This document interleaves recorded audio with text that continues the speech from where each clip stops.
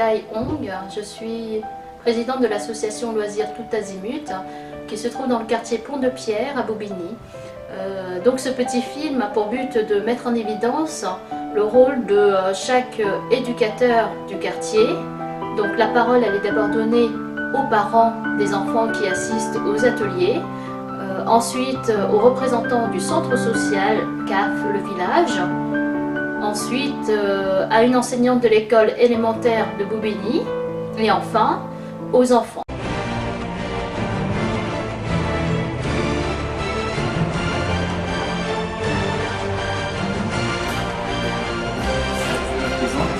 Monsieur Fougali Sofiane, j'habite depuis 10 ans dans le quartier, dans le 6 rue de Savoie.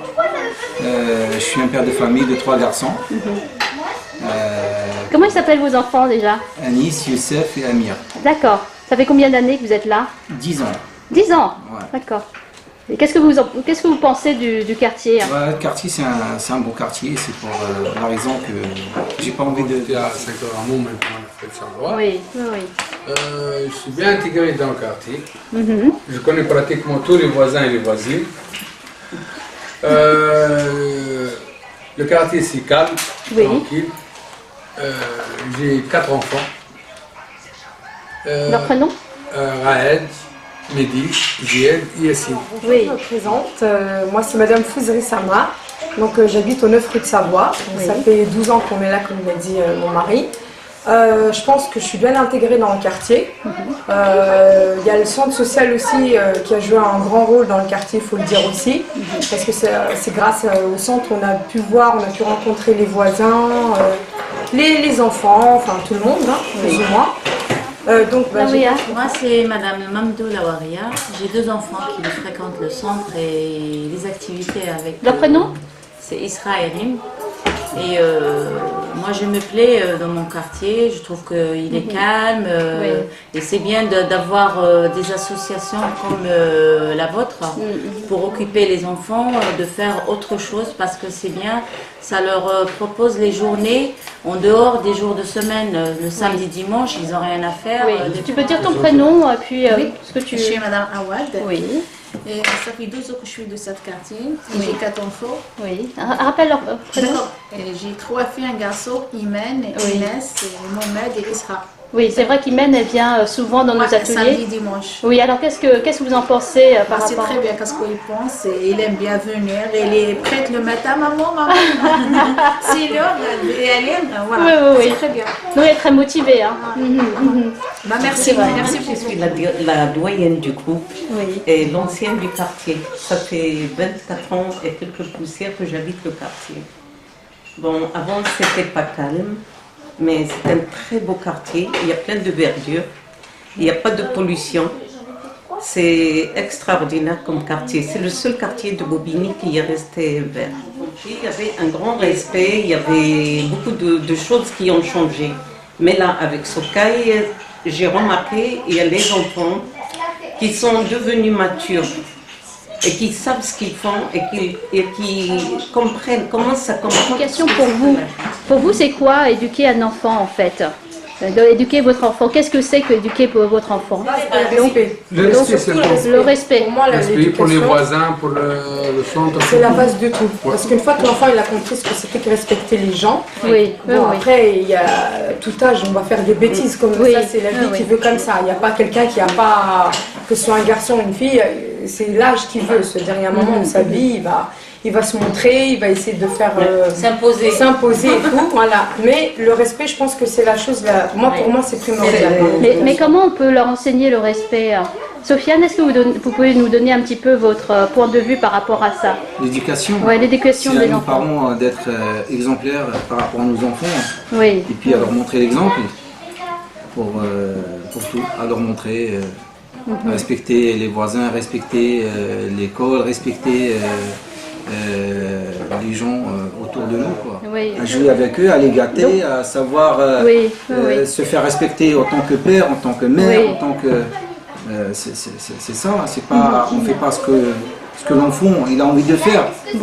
Voilà, l'enfant il a aussi des devoirs à faire vis-à-vis de ses parents aussi. Pas dire n'importe quoi, faut pas qu'ils fassent n'importe quoi. Comment ça se passe dans l'éducation? Comment...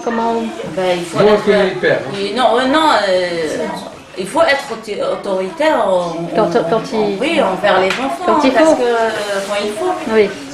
Parce que des fois, toujours l'enfant, il essaye d'avoir le dernier mot, même pour des choses, ne serait-ce pour des choses banales, petites, pour les achats, n'importe quoi. Ils veulent avoir le dernier mot, mais il faut savoir dire non.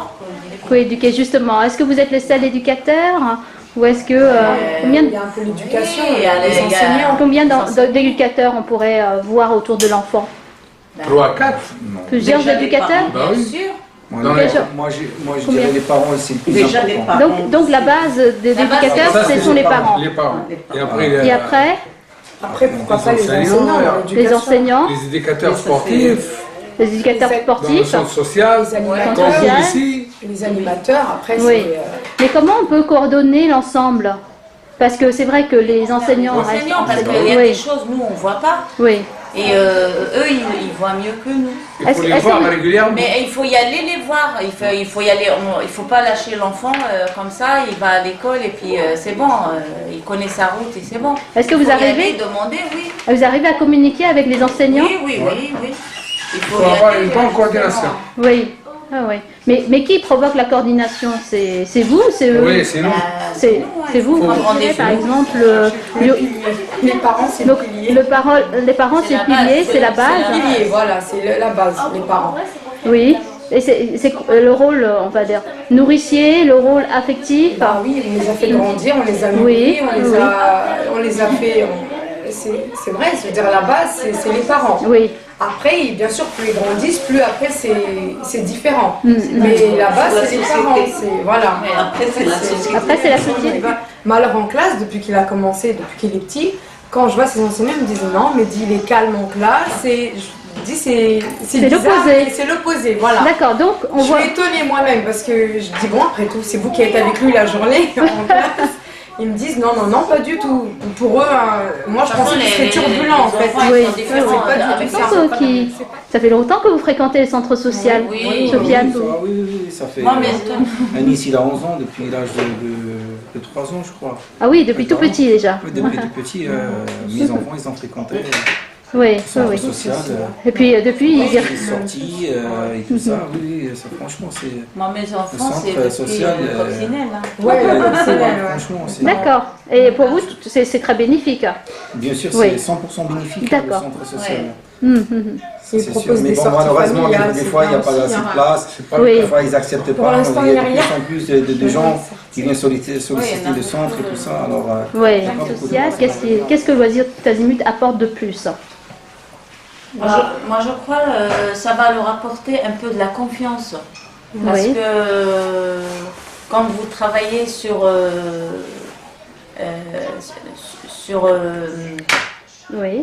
être moins timide. De travailler, de faire l'animation et tout ça. Moi je crois que ça permettra aux enfants d'être sûrs d'eux. D'accord, ce que les autres ne donnent pas en fait. Voilà, ça c'est autre chose. C'est d'avoir la parole déjà. Des fois les enfants ils sont timides, ils ne parlent pas. Comme nous, des fois on n'ose pas parler devant un groupe. Oui. Ça leur apporte cette chose qui manque, d'avoir la confiance de parler devant tout le monde. D'accord. Alors si je résume bien, on peut dire que la base de l'éducation, c'est les parents. Ensuite, les enseignants leur donnent une certaine structure intellectuelle. Le centre social leur donne une relation aux autres, on va dire, d'accord, puisque le centre qui dit centre social dit le monde, dit aussi social, relationnel. Et puis, Loisirs Tout Azimut serait, on va dire, apporte une touche supplémentaire qui est la confiance en soi, l'autonomie. La concentration, la recherche, et être plus parce actif. qu'ils cherchent. Oui, ils sont actifs aussi de leur projet. Voilà, exactement. Parce que là, ils apprennent et en même temps, après, c'est... L'éducation dans un centre social, c'est pas la même éducation qu'on peut recevoir à l'école ou l'éducation qu'on va recevoir à la maison. L'éducation en centre social, on pourrait dire que ça se rapproche des mouvements d'éducation populaire. C'est ça qui est un petit peu à l'origine des centres sociaux. Alors, qu'est-ce que c'est l'éducation populaire? Alors l'éducation populaire, Contrairement à une éducation qu'on peut retrouver à l'école où ça va être de l'enseignement plus que de l'éducation, nous, dans un centre social, l'éducation populaire, ça va être un échange mutuel de savoir. C'est pas forcément quelqu'un qui sait pour enseigner, pour apprendre aux autres, c'est tout le monde qui sait plein de petites choses qu'on met en commun, et tout ça, ça fait une mayonnaise, et c'est ça l'éducation populaire. C'est du partage, c'est de l'échange mutuel, c'est du système D, c'est ça l'éducation populaire. Tu n'es pas animatrice, d'accord. Donc, je dirais il y a plus de solidarité. Oui. Aussi, même au niveau des gens que je reçois, il y a plus de solidarité dans un centre social, on partage. Oui, oui. C'est des échanges. Même au niveau de certains ateliers. Et je suis référent d'animation au centre social. Oui. Et voilà, et donc j'anime et avec les adultes et avec les enfants au niveau du classe, le contrat local d'accompagnement à la scolarité, oui. Voilà, qui est un dispositif de l'État et donc qui vise à accompagner les élèves en difficulté scolaire ou des élèves dans des quartiers, disons, où il n'y a pas tout à fait les mêmes égalités d'accès à la culture, au savoir-faire, etc., etc. Alors Abdelhamid, est-ce que tu pourrais nous parler un peu plus du projet de cette année concernant le dispositif CLASS? Très bien. Donc alors le CLASS, c'est un acronyme qui signifie Contrat local d'accompagnement à la scolarité. C'est un dispositif qui est né au début des années 2000, qui a été mis en place par notamment Marie-Georges Buffet, Ségolène Royal. C'est sur ce moment-là de la deuxième cohabitation sous le mandat de Jacques Chirac. C'est un dispositif qui a été mis en place parce qu'on s'est rendu compte qu'il y avait des inégalités, notamment dans les quartiers dits sensibles ou de quartiers même dans la banlieue. Ici, nous sommes dans la banlieue parisienne, où l'égalité des chances à l'école n'était pas forcément offerte, n'était pas forcément ce qui était le mieux à ce moment-là. Et on s'est rendu compte justement petit à petit que cette égalité des chances à l'école ne passait pas forcément que par l'école. Il y avait aussi d'autres types de dispositifs. L'enfant ne vit pas que dans l'école, il a aussi une autre vie à l'extérieur de l'école. Et que pour le coup, il était bon de faire valoir un certain nombre de dispositifs en dehors du cadre scolaire. C'est pour ça que le CLASS est né. Alors bonjour, je suis Madame Bauger, Joëlle Bauger. Je suis enseignante depuis 42 ans et depuis 38 ans dans cette école. L'éducation nationale, bien sûr, ça a été toute ma vie. Ce que je remarque aujourd'hui, c'est que je fais de l'éducation souvent plus que de l'enseignement. Donc l'éducation, ça veut dire apprendre aux enfants à se tenir, à dire bonjour, à dire merci. Ça, normalement, ça devrait être le rôle des parents. Je suis de plus en plus obligée de le faire, parce que j'ai remarqué au fil des années qui passent. Et souvent, dans la même journée, je fais 75% d'éducation et 25% d'enseignement. C'est un petit peu dommage, ça prend du temps sur les apprentissages. Alors, mon rôle, bien sûr, c'est d'apprendre le français, les maths, apprendre à lire, écrire, compter. Ça, c'est toujours le même refrain depuis des années. Ce que je remarque, c'est que souvent, les enfants n'ont pas fait leurs devoirs, ou n'ont pas fait signer les cahiers que je demande de faire signer. Donc ça prend du temps le matin parce qu'il faut rappeler sans arrêt. Et pourquoi ce n'est pas signé? Et pourquoi tu n'as pas fait tes devoirs?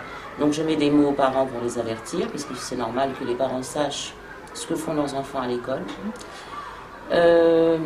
Alors, le rôle des parents, ce serait justement de regarder au moins si les devoirs sont faits. On ne demande pas aux parents de faire les devoirs à la place, mais au moins de vérifier si c'est fait. Quand il y a une réunion de parents, au début de l'année, il y a toujours une réunion de parents. Je remarque que la moitié en général des parents sont là. Il manque la moitié de la classe. Et souvent, c'est les parents justement que je voudrais voir qui ne viennent pas. Et ça, c'est bien dommage parce que justement, j'aurais des choses à leur dire pour que leur enfant progresse. Donc l'absentéisme des parents, c'est néfaste pour les enfants. De même, quand on demande à un enfant d'avoir ses fournitures, son matériel, Alors, je n'ai pas mon crayon, ah bah je n'ai pas de stylo, je n'ai... Bon, la liste des fournitures qu'on demande aux parents au début de l'année est très courte. Moi, je commande tous les cahiers, tous les livres, les parents n'ont pas acheté tout ça. On demande le moins d'argent possible, l'école est gratuite, normalement. Donc, quand on demande quelques stylos ou une trousse, c'est quand même pas difficile. Ça aussi, il faut que les parents sachent. De temps en temps, vérifier le matériel. Il manque un crayon, bah tiens, je vais en racheter un. Ça fait gagner du temps à tout le monde. Voilà. Voilà ce que je pourrais dire. Donc, le rôle des parents, bah, il est là quand même d'être derrière les enfants, de vérifier que les choses sont faites. S'il y a un problème, de venir voir la maîtresse. Parce que j'ai quand même quelques parents qui demandent un rendez-vous puis qui ne viennent pas. Ça aussi, c'est quand même dommage. Voilà ce que je pourrais dire sur... Moi, j'ai les enfants 6 heures, même pas 6 heures par jour. Le reste du temps, c'est les parents qui les ont. Donc, le rôle des parents est primordial. Nous sommes en fait co-éducateurs. Hein. Le rôle des parents et le rôle de l'enseignant vont de pair. Voilà ce que je pourrais dire. Facile. Le chien mange une glace froide. Dis. Le chien mange une glace froide. Oui. Vas-y, continue encore. Fais une phrase pour que tu te répètes. Hein. Yacine. Un chien mangeait une glace le froid. Adi, répète. Oiseau, à glace. Regarde, Chine, comment tu fais la voiture? Tu vas faire tout seul, tu fais tout seul. Tu vas voir la voiture. Yacine, tu fais tout seul, d'accord? Tu vas faire tout seul. Oui, qu'est-ce qu'il veut nous dire, Yacine? On peut le dire aussi, les puzzles. Ah, le puzzle. Tu sais dire ce que c'est un puzzle? Ça, c'est quoi? C'est une maison. C'est une maison. Très bien. Tac. Attends. Ferme. Tac. L'autre.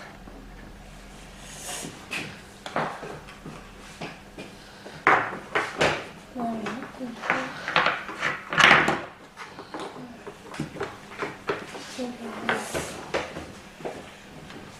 Montre-lui comment il faut faire.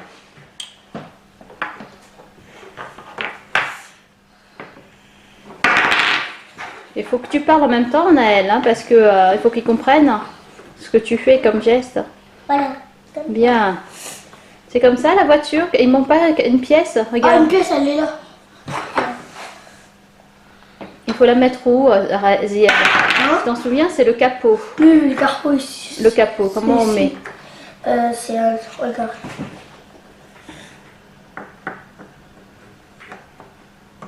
Oui, mais pas... Ah, c'est ici. Comment on met? Le capot, il est couché, hein? Oui, il n'est pas debout. Mais si on le met à l'ouvert, il est couché. Non, regarde. Voilà. Comme ça. Voilà, comme ça.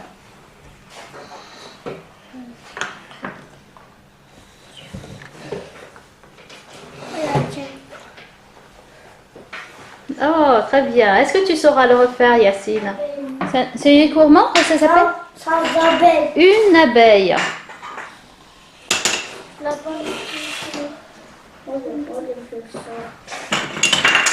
Après, quand j'aurai fini, je pourrai continuer à faire même la moitié. Oui, attends. Comme ça, d'accord? Attends, je prends. Je les colle pas. Je prends ça, mais un peu celui-ci, et je vais les coller, venir les coller comme ça. Et ça, encore. Mais je vais les parce que le multicolore, et ben voilà. Non,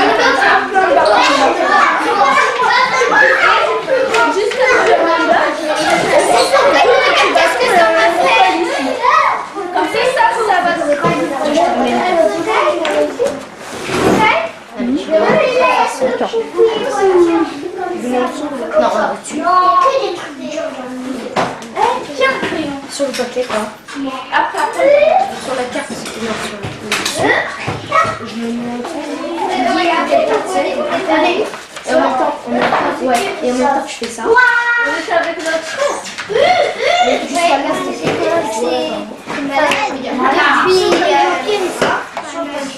Depuis que ça a commencé ici, depuis septembre. Oui, voilà, et je viens ici et j'ai fait une table, Oui. des chaises, et là je fais un lit. C'est quoi tu fais? C'est quoi tu nous fais là? C'est un lit là? Oui. D'accord. Très bien. Et ça te plaît de venir ici? Imen, parle-nous un petit peu de toi. Impatienté. Oui. Et j'apprends à faire une maison de poupée. Et j'apprends à peindre. Et t'apprends à? Peindre. À peindre, oui. Et c'est tout? Est-ce que ça te plaît de venir ici? C'est bon, n'est-ce pas? Ouais. C'est ça. Imen, ça va? Qu'est-ce que tu es en train de faire? Imen, qu'est-ce que tu es en train de... Sama, pardon, excuse-moi. Qu'est-ce que tu es en train de faire? Oui. Oui. Un canoë. Attends, on va voir. C'est un canoë, ça. D'accord. Et donc tu as un livre pour t'aider à apprendre à faire un canoë. Mais dis là, c'est toi qui fais bouger. Dis-moi. Ça, c'est le truc dont j'ai fait. Salut Janice, j'apprends à faire des avions soniques et des shurikens. Bon, ici j'ai fait un avion sonique. D'accord. Est-ce que tu peux le lancer pour voir comment il est super ton avion? Ah, j'ai raté. Alors. C'est celui-là. Attends, plutôt. Attends, j'ai raté. Ah. Je pense que c'est là. La dernière carte que je retrouve, c'est celle-là. Ah, mais... Alors, qu'est-ce qu'il y a à améliorer encore? Qu'est-ce qu'il y a à améliorer? Bah non, j'ai dit que la dernière carte que je améliorer plus les ailes. Faut plus améliorer les ailes et de bien bien plier. Oui. C'est la bonne carte. Est-ce que tu arrives bien à le faire? Oui, j'ai bien réussi à le faire, mais pas trop parce que c'est mon premier test à faire ça. D'accord, donc il faudrait combien de fois pour réussir vraiment à bien le faire? Pratiquement 4 fois ou 5 fois. D'accord, donc tu vas continuer encore plusieurs fois? Oui. Ok, et après, comment tu t'appelles? Je m'appelle Mehdi, je fais une magie d'illusion. Je fais voler un papier, mais avec moi, il n'y a rien du tout derrière. D'accord. Alors montre-nous ta magie. Les cartes du YouTube, je les mets avant-dernière. Avant-dernière, on va Oui. dire. D'accord. Donc tu nous fais monter du papier sans rien derrière. Très bien. Bon, bah tu vas nous présenter ça le 27, c'est bien ça? Est-ce que c'est facile? Ouais, moyen. Regardez alors. Voilà. Comme ça. Et maintenant, on va placer. C'est deux Q ici et c'est deux raies, pardon. Et on va les prendre comme ça. On va les prendre comme ça. Voilà. Je vais remettre la lumière. On va faire comme ça. C'est comme ça. Et maintenant, on fait le mélange. Comme ça. Wow.